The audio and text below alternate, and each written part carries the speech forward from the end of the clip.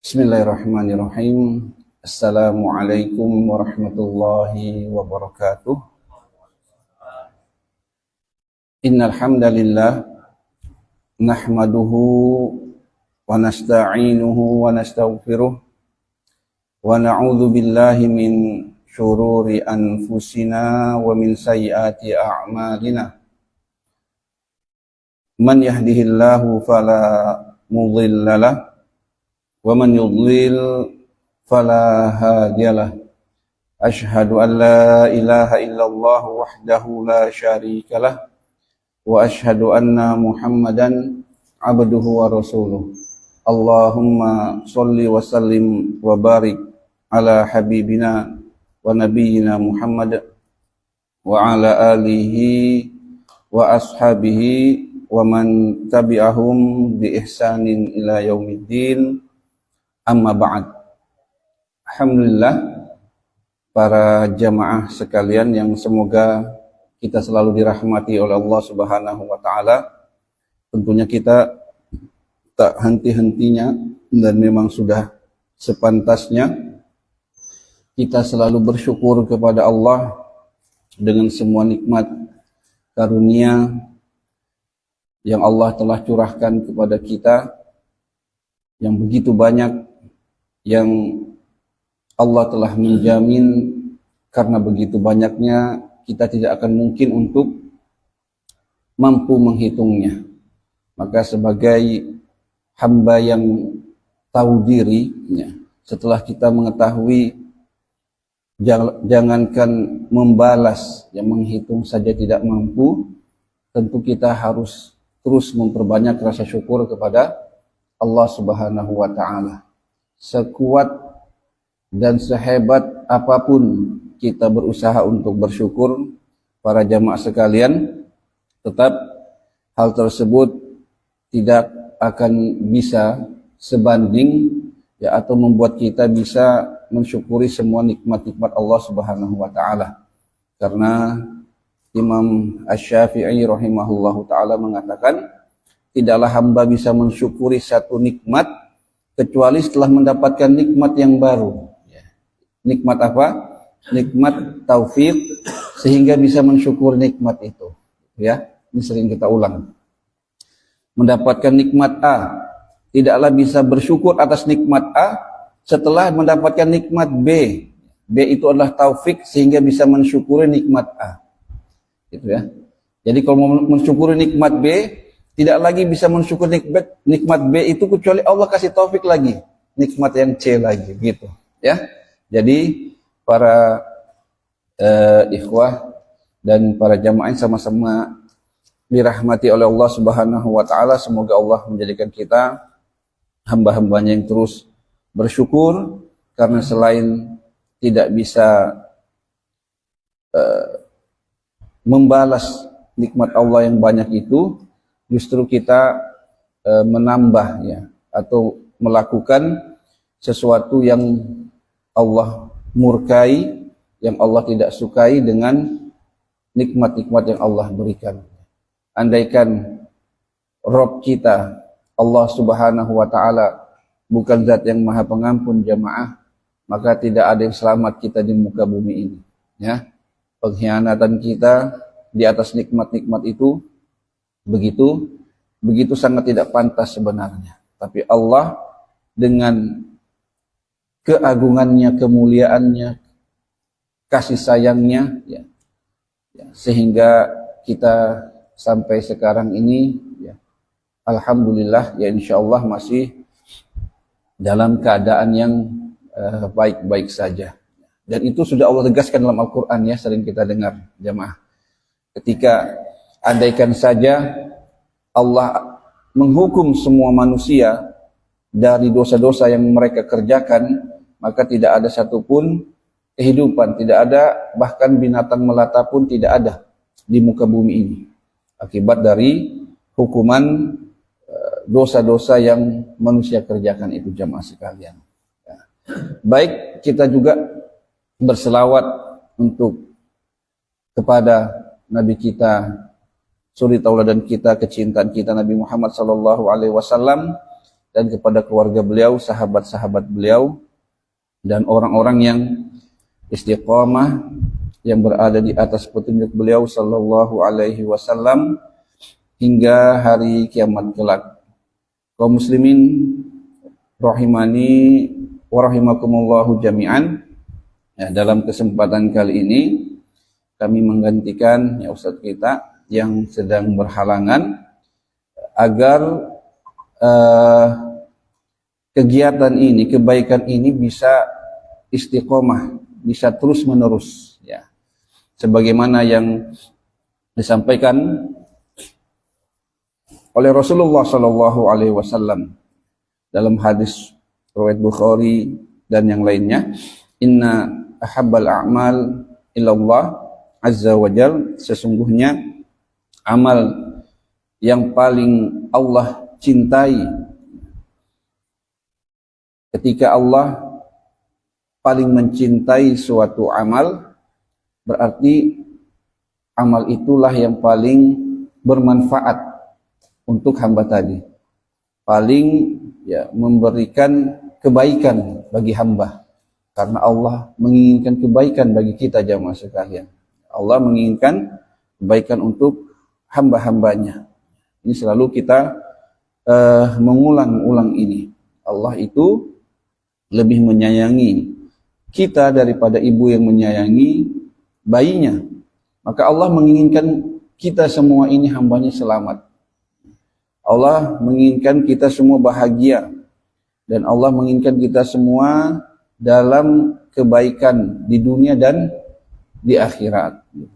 Jadi ketika hamba di tengah-tengah nikmat atau kebaikan kasih sayang Allah yang begitu besar, masih juga mendapatkan hukuman ya, di akhirat nanti, maka memang hamba ini ya, melampaui batas gitu ya.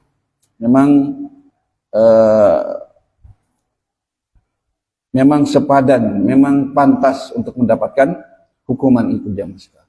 Jadi Allah menginginkan kebaikan kita.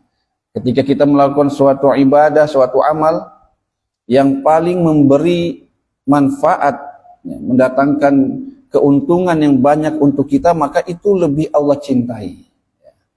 Nah, di sini disebutkan dalam hadisnya bahwa amal yang paling Allah cintai adalah adwamuha wa in qol, yang terus menerus walaupun sedikit ya, walaupun sedikit. Nah, insyaallah dalam kesempatan kali ini yang ingin sedikit kita bicarakan jemaah tentang hadis ini.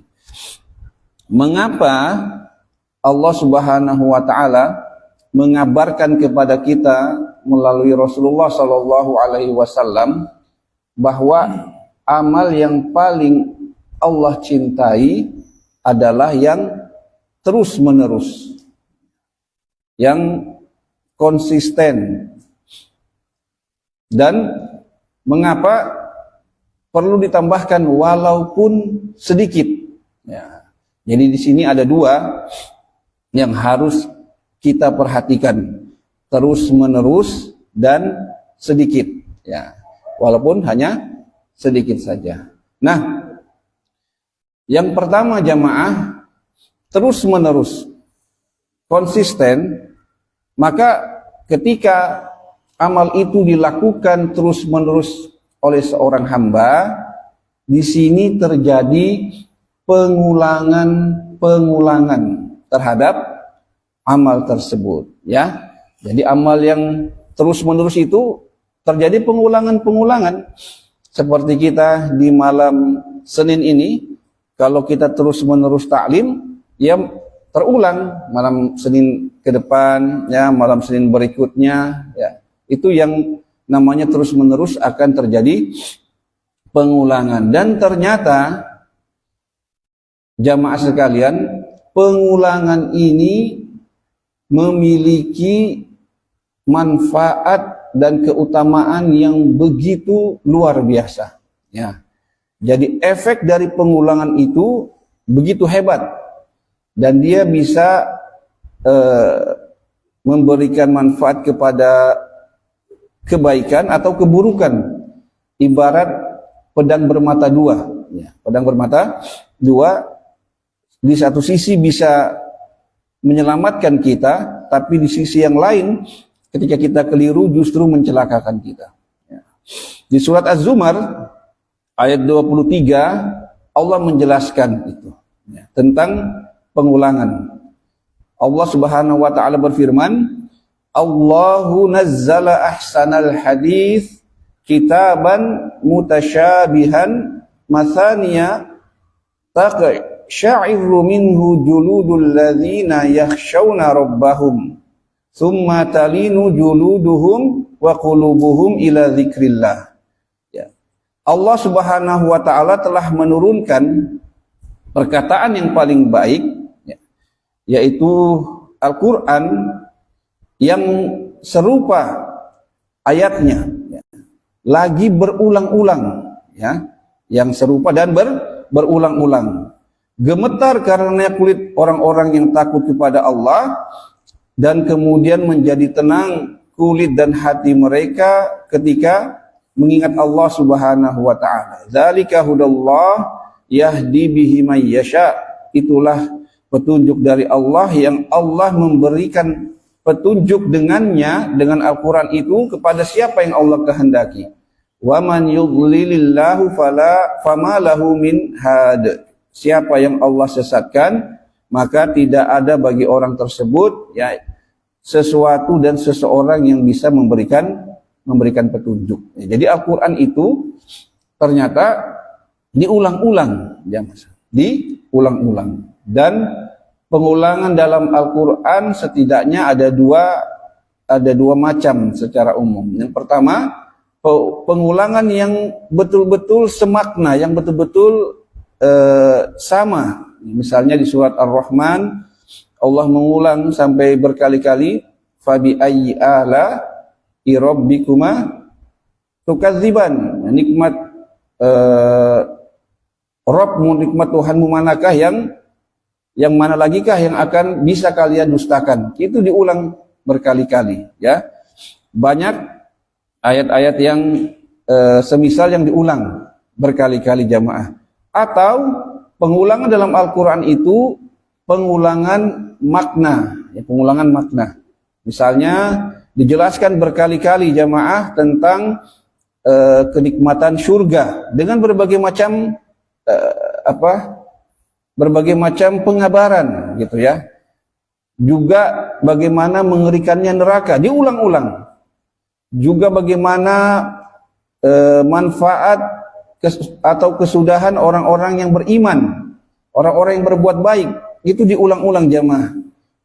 Diulang-ulang pula bagaimana akibat buruk dari mereka yang berbuat jahat, yang kufur kepada Allah Subhanahu wa taala, ya.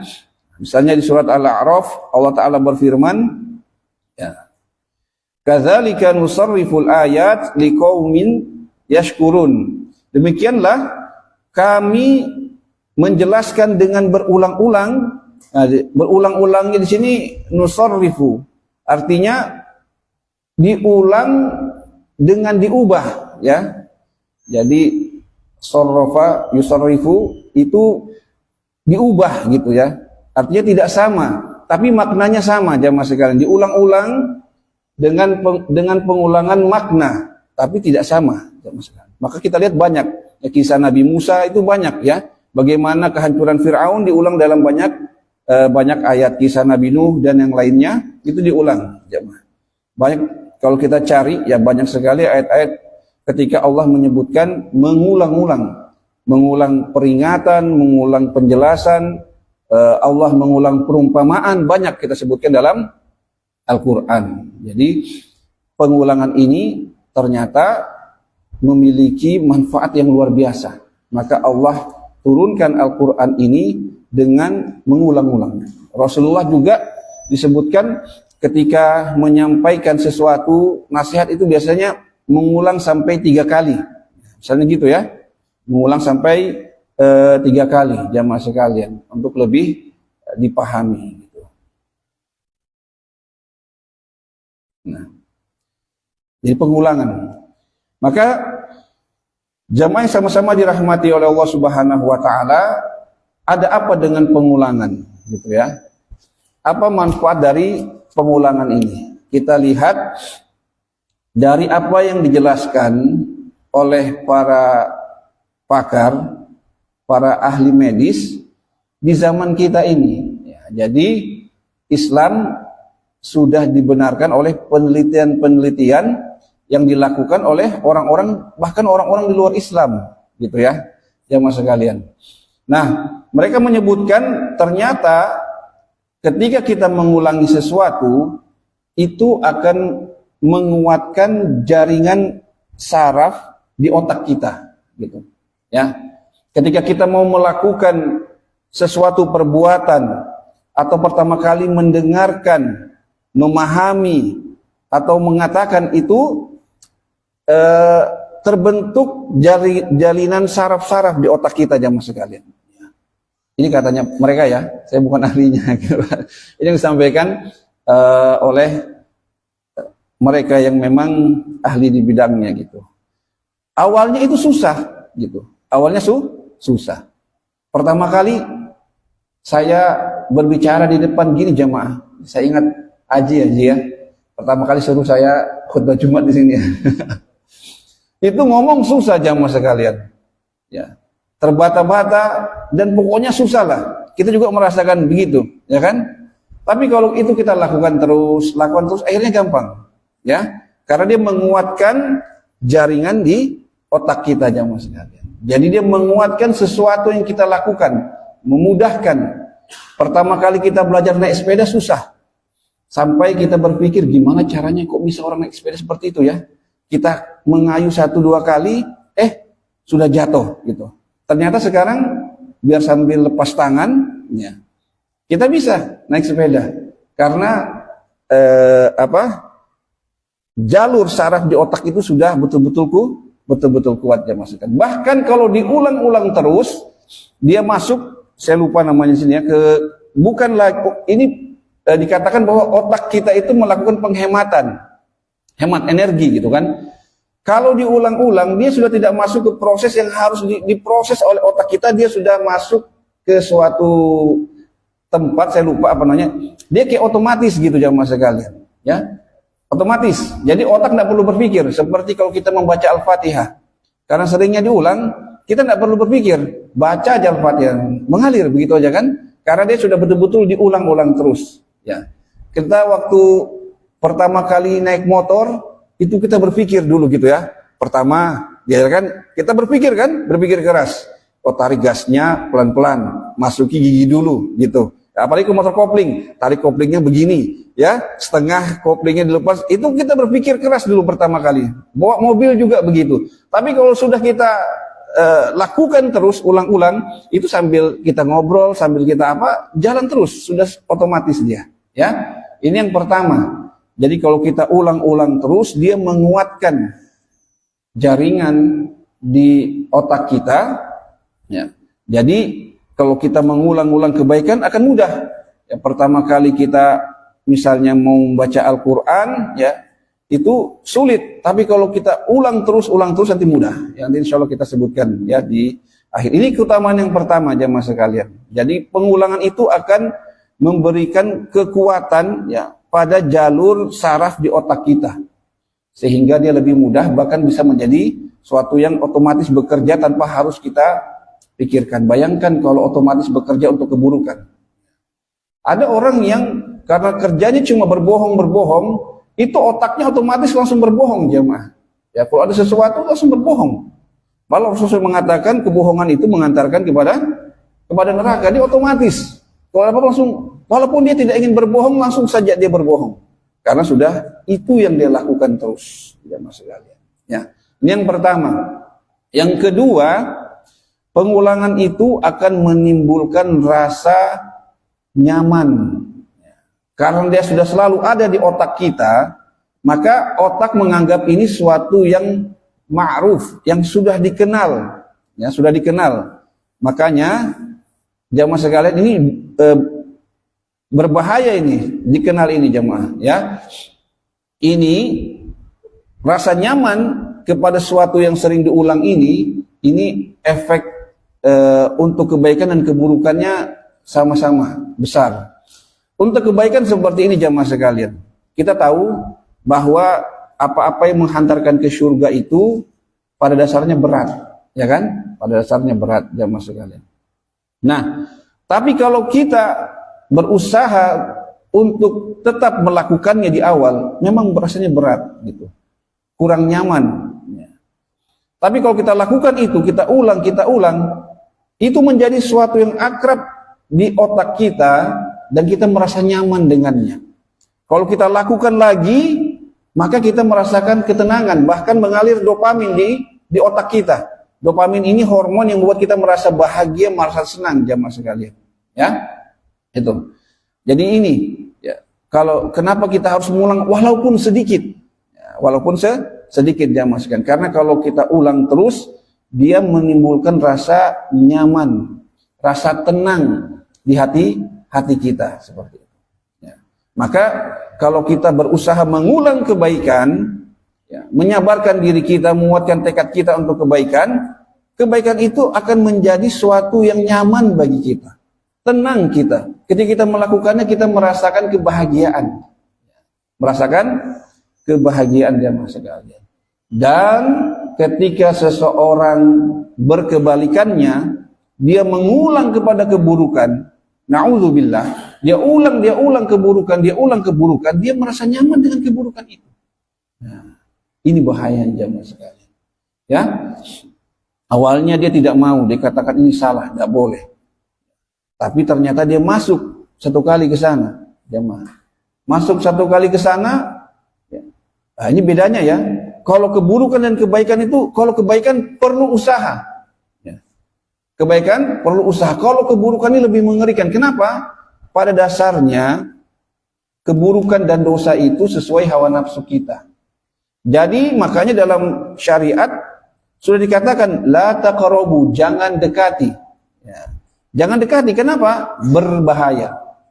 Satu kali kamu dekati akan sangat mudah untuk jatuh seterusnya. Maka dikatakan jangan dekati. Juga jauhilah, wazaru, jauhilah, hindarilah. Jadi itu perintah dalam Al-Quran, dalam tuntunan syariat kita untuk keburukan, ya, jauhi, jangan dekati. Kenapa? Satu kali melakukan keburukan langsung merasakan kesenangan, gitu, kenyamanan. Ini bedanya jamaah sekalian. Dan ingin mengulanginya lagi. Jadi kalau kebaikan kita perlu mujahadah, kita perlu keseriusan, kita perlu kesadaran, gitu kan. Tapi kalau keburukan ini biasanya kebalikannya. Seseorang sudah tidak berguna lagi akal sehatnya jamaah sekalian. Dia lakukan sekali terasa nyaman. Ya, jadi akalnya dikalahkan oleh hawa nafsunya. Dia lakukan lagi, akhirnya dia nyaman. Bandingkanlah dua kelompok ini jamaah. Yang satu merasa nyaman, merasa tenang dengan kebaikan, dan yang satu merasa nyaman, merasa tenang dengan keburukan. Yang satu kalau masuk di dalam masjid hatinya tenang, bahagia. Yang satu tidak bisa bahagia kalau masuk di tempat-tempat maksiat, misalnya na'udzubillah, misalnya di mana? Di diskotik itu masih ada sekarang diskotik ya. Di diskotik kalau tidak masuk ke sana tidak tenang dia. Masuk masjid hatinya gelisah, sempit. Kalau masuk ke tempat maksiat hatinya tenang. Kenapa? Di situ tempatnya terus. Nah, ini hati-hati jamaah. Ya, pengulangan itu menghadirkan rasa nyaman. Makanya syariat Islam mengatakan jatuh kepada maksiat wajar, manusia, tapi segera berhenti, potong, taubat, segera kembali kepada ketaatan. Karena kalau lanjut berbahaya. Bahkan kata Imam Ibnul Qayyim rahimahullahu ta'ala, berapa banyak orang yang sebenarnya sudah tidak menikmati maksiat itu. Dia sudah dapatkan semua. Na'udzubillah, misalnya orang, na'udzubillah, dia obsesinya itu misalnya ingin berzina dengan wanita. Sudah didapatkan semua model wanita yang dari A sampai Z sudah, dari ini sampai itu sudah tidak ada lagi sebenarnya dia. Semua sudah dapat, tapi tetap juga dilakukan. Kenapa? hatinya selalu kosong, jamaah sekalian. Kalau tidak melakukan zina itu hatinya kosong, maka dia tetap lakukan untuk menutupi kekosongan hatinya, dan itu dibenarkan dengan ilmu kedokteran. Itulah efek kecanduan, jamaah sekalian. Ya, kecanduan kepada maksiat lebih kuat, besar, dan lebih hebat daripada kecanduan kepada kebaikan. Jadi ketika dia tidak lakukan, otaknya ini manggilnya. Ini saya jadi kayak ahli medis ini ya. Padahal saya cuma baca saja yang dari mereka katakan. Jadi jamaah sekalian, kalau kita merasa senang itu dopamin mengalir gitu ya. Di otak kita mengalir dopamin, ini hormon yang buat kita merasa senang, puas, bahagia, gembira gitu ya. Itu. Ketika dia melakukan keburukan, dopaminnya mengalir, dan dopamin ini di otak ada cangkang untuk menangkap dopamin itu gitu ya. Kalau mengalir dopamin, ada cangkang menangkapnya. Nah, besok ketika dia tidak lakukan keburukan itu, cangkangnya ini manggil-manggil. Mana dopaminnya? Mana dopamin zina? Mana dopamin zina? Itu dia masalahnya. Ya. Maka kalau kita melakukan kebaikan, seperti itu. Ya. Coba kalau sudah kebiasaan kita, ya, kalau ada kebiasaannya pagi-pagi sudah baca Al-Quran gitu kan, habis subuh baca Al-Quran berapa lembar gitu. Siang ada yang kurang gitu. Kok kayaknya ada yang kurang ya. Oh iya, tadi saya belum baca Al-Quran. Begitu kan? Kenapa?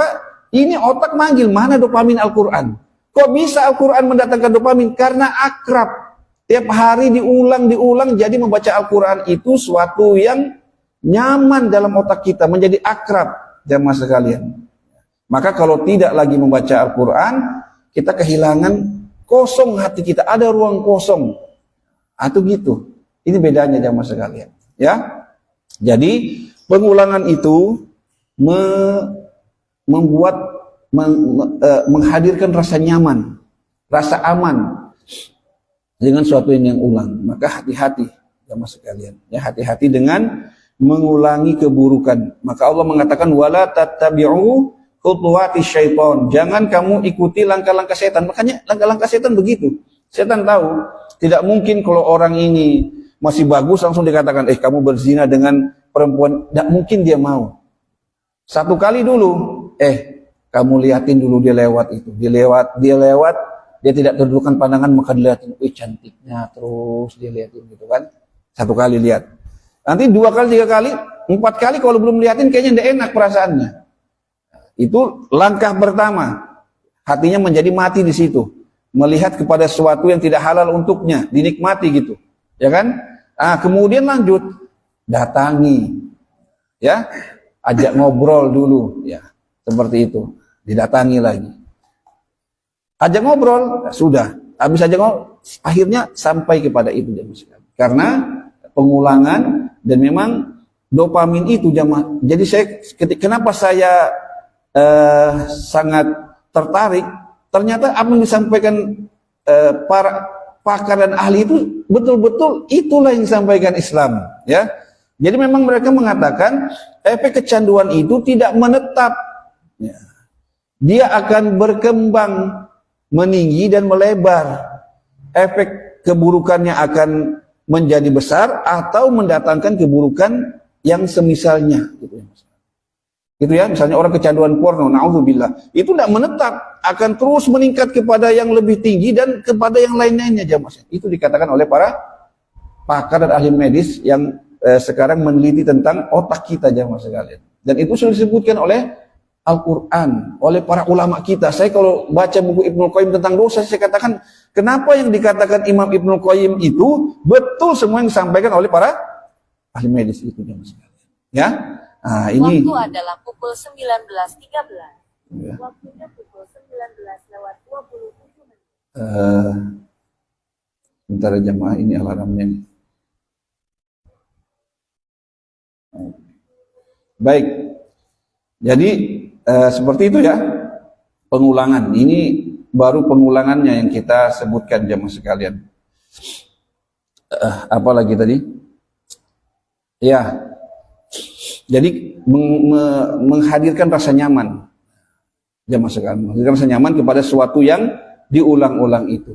Nah, Islam, coba perhatikan, Islam betul-betul menjadi solusi dari permasalahan kita. Islam betul-betul diturunkan oleh zat yang menciptakan otak kita. Ternyata mekanisme cara kerja otak itu begitu jamaah. Kalau sudah kecanduan itu susah. Ya. Makanya pertama kali saya membaca keterangan dari Imam An-Nawawi dan ulama yang lainnya. Ketika orang bertaubat, satu hari dia ulangi sampai ratusan kali, ribuan kali, asal dia betul-betul tobatnya diampuni. Saya berpikir bagaimana orang bisa jatuh kepada kesalahan maksiat sampai berulang-ulang kali satu hari walaupun sudah taubat. Saya pikir kayaknya tidak mungkin. Ternyata ini solusi bagi orang yang sudah kecanduan dengan maksiatnya, jamaah sekalian. Ya, jadi yang kecanduan maksiat pun ada solusinya. Apa? Segera bertobat. Dia betul-betul tidak mau, tidak ingin lagi, gitu. Tidak mau sudah, pokoknya sudah betul-betul tidak mau. Tapi namanya orang kecanduan jamaah susah. Karena ini otak yang bekerja, enzim di kepala kita. Maka ketika dia betul-betul tidak mau, tapi ketika terkena rangsangannya dan dia jatuh, tobat lagi, gitu.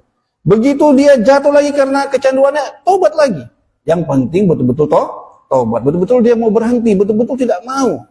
Jadi bayangkan jamaah, ya, ini betul-betul syariat yang diturunkan oleh Allah yang menciptakan kita, yang menciptakan otak kita. Ya, ternyata seperti itu. Kenapa kok dikatakan berulang-ulang tiap hari tetap diterima? Yang penting ini bagi orang-orang yang sudah kecanduan, ya, sudah kecanduan dengan maksiatnya, tapi dia ingin bertobat jamaah sekalian. Nah, kalau dia begini kan berproses, mungkin di hari ini jatuh 5 kali, tapi dia mengulang terus. Besok jatuh sampai 2 kali gitu. Akhirnya dia bisa. Kalau memang betul-betul dia mau jamaah sekalian, gitu ya. Nah, ini jamaah yang sama-sama berbahagia. Kemudian rasa nyaman di otak ini dengan sesuatu yang diulang ini berbahaya jamaah.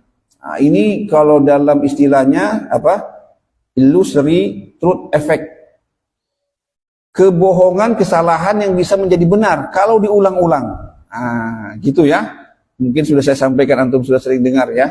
Jadi kesalahan, keburukan, kejelekan kalau diulang-ulang itu kenapa bisa jadi kebenaran? Sudah ada penelitiannya, saya sudah baca jamaah sekalian. Ya sekarang ini kan gampang ya. Dengan apa namanya HP kita ini dengan apa AI itu, kita sudah bisa baca penelitian-penelitian itu, ya. Bagaimana kita bisa baca jamaah sekalian. Ya. Banyak penelitian tentang itu semua.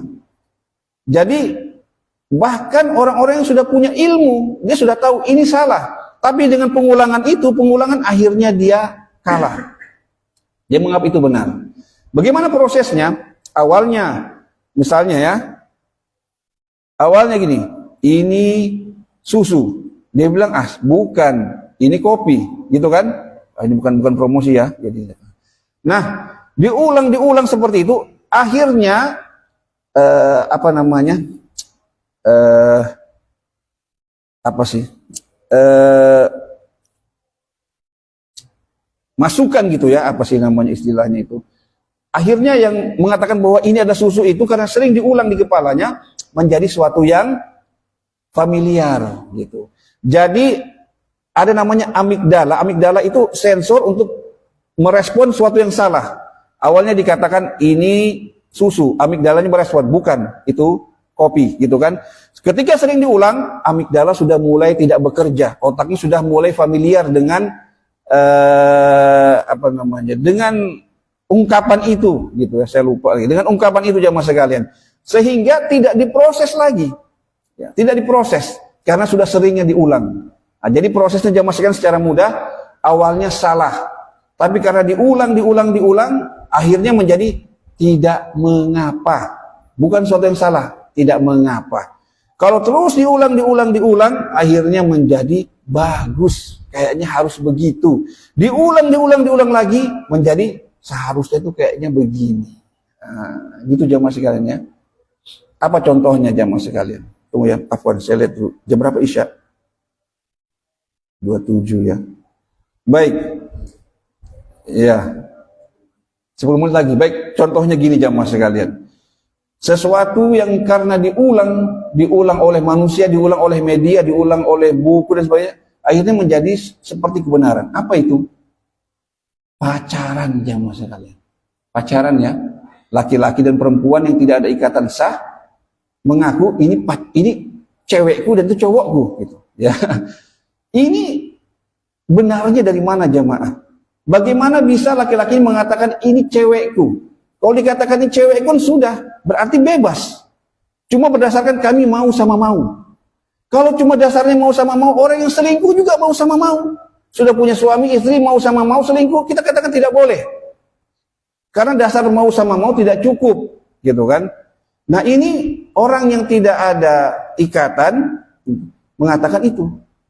Akhirnya, karena mengatakan ini cewekku, ya sudah. Dia bisa cemburu, padahal mau cemburu bukan apa-apamu, gitu kan. Dia cemburu, dia marah, akhirnya juga dia ya nikmati ceweknya padahal bukan punyanya. Itu paling nanti mungkin nikahnya nanti sama adiknya. Gitu kan? Ya, seperti itu. Ya kan? Bisa begitu. Jadi ini sebenarnya sesuatu yang memang tidak bisa diterima gitu. Bagaimana bisa orang bisa mengklaim ini adalah wanitaku dan ini adalah lelakiku padahal tidak ada apa-apa. Dalam Islam untuk mengklaim itu menjadi halal, ambil tanggung jawab dari orang tuanya. Kamu yang tanggung dunia akhiratnya gitu kan? Nah, itu Islam. Kalau sudah berani ijab kabul, berarti kamu yang tanggung. Dunia akhiratnya kamu yang tanggung.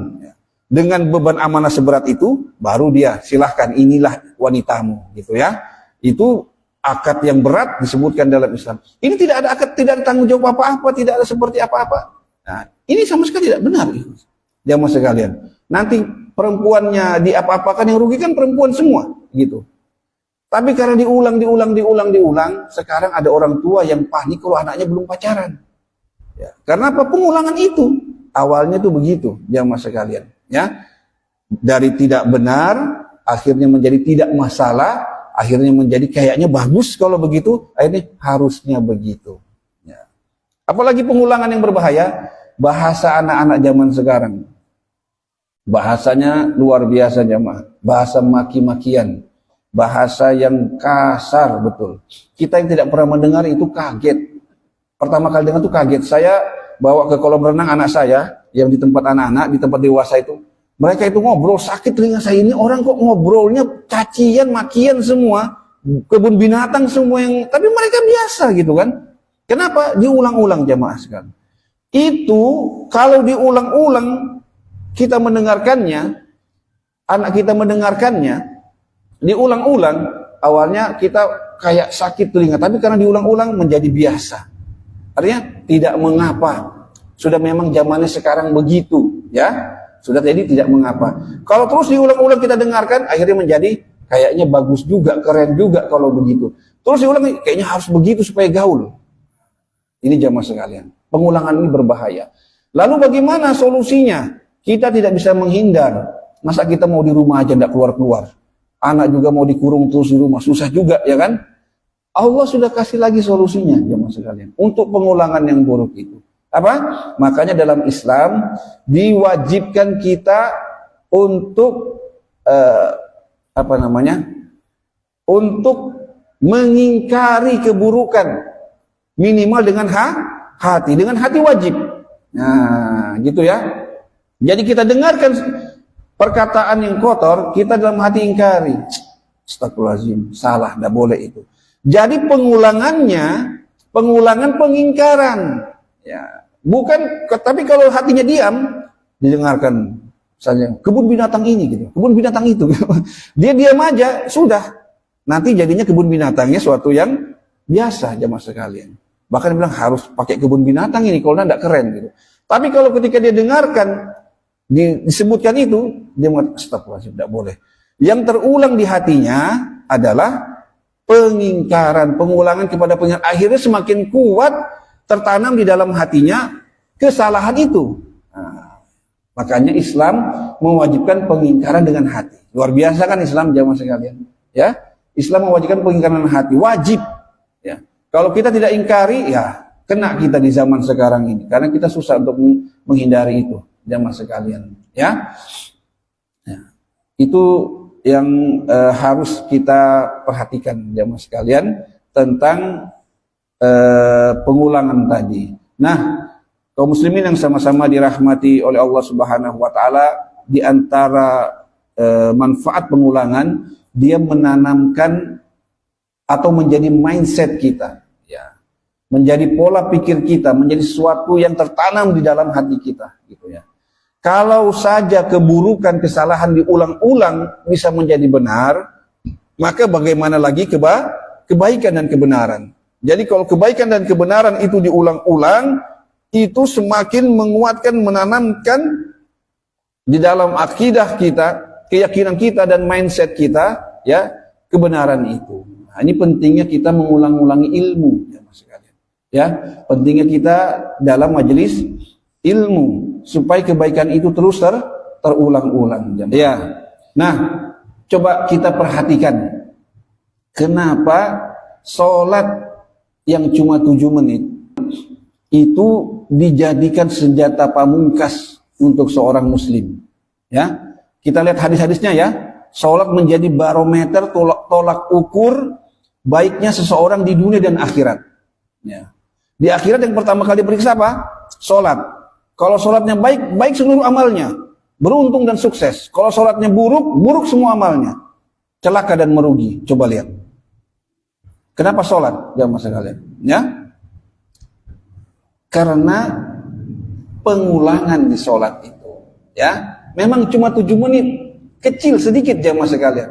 Ya. Daripada kita sholat 1 jam, 2 jam, tapi sebulan sekali. Lebih bagus efeknya cuma sholat 7 menit, tapi sehari 5 kali. Nah, bayangkan pertama kali berapa? 50 kali ya? Sholat. Ya, gitu kan? Itu saking Allah ingin mengulang-ulang itu. Nah, jadi pengulangannya sholat itu penting. Ini rahasia kenapa sholat itu menjadi kunci bagi seorang.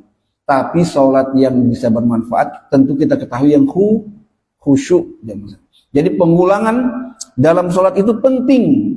Nilai-nilai dari bacaan sholat itu perlu kita perhatikan. Ya, jamaah. Ya, insya Allah nanti kalau ada kesempatan, ya, kita bahas itu bacaan-bacaan sholat. Luar biasa jamaah sekalian. Ya, kalau itu kita betul-betul sholat dengan meresapi, kita ulangi sehari 5 kali, insya Allah, ya, kita memiliki akidah yang kuat. Ya, kita memiliki sudut pandang yang baik. Allahu Akbar saja jamaah. Allahu Akbar. Allah Maha Besar.